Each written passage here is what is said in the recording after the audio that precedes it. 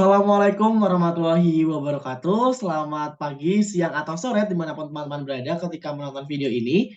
Perkenalkan kami dari kelompok 2, Manajemen Laboratorium dari Program Studi Supervisor Jaminan Mutu Pangan kelas AP1 semester 4.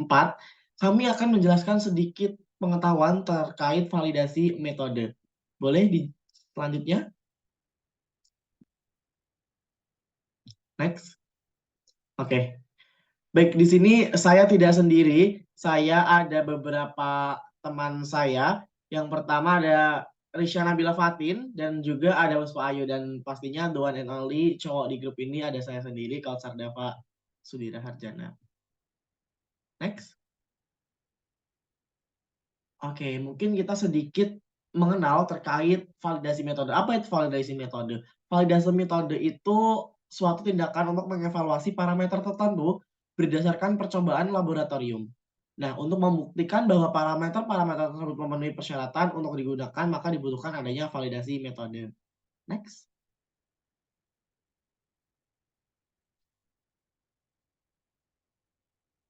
Oke, kalau ditanya tujuan validasi itu untuk apa? Nah, tujuan validasi itu hanya untuk memastikan bahwa metode analisis yang kita gunakan itu mampu memberikan hasil yang akurat dan terpercaya sehingga dapat dipercaya.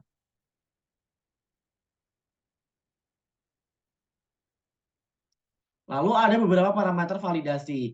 Nah, ini ada 5 yang nanti akan dijelaskan secara rincinya oleh teman-teman saya. Yang pertama ada akurasi yang akan dijelaskan oleh Puspa Ayu, lalu ada presisi yang akan dijelaskan oleh Risha Nabila, dan ada linearitas yang akan dijelaskan oleh saya sendiri.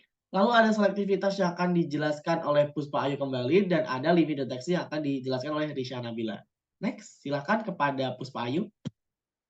Baik, terima kasih. Selanjutnya adalah parameter akurasi, di mana akurasi adalah ukuran yang menunjukkan derajat kedekatan hasil pengukuran dengan kadar yang sebenarnya dapat dilakukan dengan dua metode. Ada metode simulasi dan penambahan baku, di mana metode simulasi merupakan analit pada placebo yang kemudian dianalisa dan jumlah analit hasil analisis dibandingkan dengan hasil teoritis. Kemudian ada metode penambahan baku, di mana menganalisis sampel kemudian menambahkan sejumlah analit yang diketahui konsentrasinya ke dalam sampel lalu selisih kedua hasilnya dibandingkan dengan kadar sebenarnya. Nah, akurasi dinyatakan jika selisih kadar tiap pengukuran maksimal 5% pada setiap konsentrasi pengukuran harga rata-rata selisih secara statistik 5%. Selanjutnya akan dijelaskan oleh teman saya.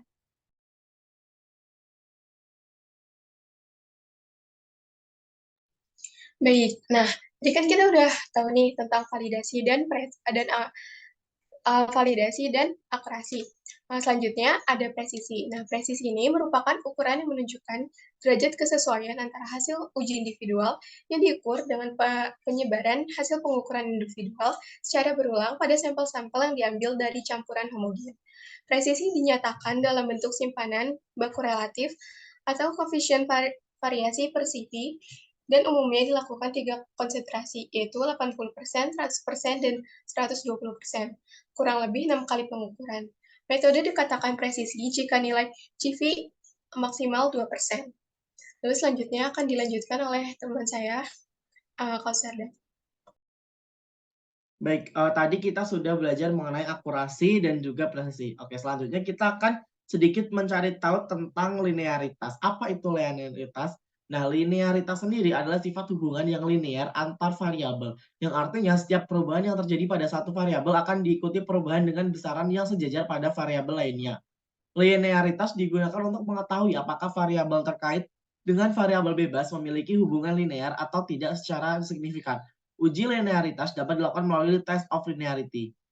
Linearitas sendiri diukur melalui pembuatan kurva kalibrasi dengan memplotkan nilai absorbansi terukur atau sumbu Y dengan kadar larutan standar atau sumbu X. Dari persamaan regresi linear yang didapat, kemudian dihitung nilai koefisien korelasi R kuadrat. Lalu hasil perhitungannya dapat dikatakan linear jika apa? Dikatakan linear jika R mendekati 1 dengan rentang metode adalah batas terendah dan tertinggi konsentrasi analit. Selanjutnya akan dijelaskan oleh Puspa. Baik, terima kasih. Selanjutnya kita akan mengenal apa itu selektivitas. Selektivitas atau spesifitas adalah metode analisa untuk mengukur zat tertentu saja dalam suatu campuran. Metode ini seringkali dapat dinyatakan sebagai derajat penyimpangan atau degree of bias. Metode ini dapat dikatakan selektif jika nilai parameter kualitatifnya yaitu RF, RT, atau panjang gelombang terpenuhi. Selanjutnya akan dijelaskan oleh Aisyah. Baik, nah tadi kan kita udah tahu banyak tuh tentang akurasi, presisi, linearitas, dan selektivitas. Nah, yang terakhir ini ada limit deteksi. Limit deteksi atau limit of detection adalah parameter uji batas terkecil yang dimiliki oleh suatu alat atau instrumen. Lalu quantization of limit atau LOQ adalah konsentrasi atau jumlah analit terendah yang masih dapat ditentukan dan memenuhi kriteria akurasi dan presisi. Batas kuantisasi ini biasa disebut dengan batas pelaporan atau limit of reporting. Dan selanjutnya akan saya kembalikan kepada moderator.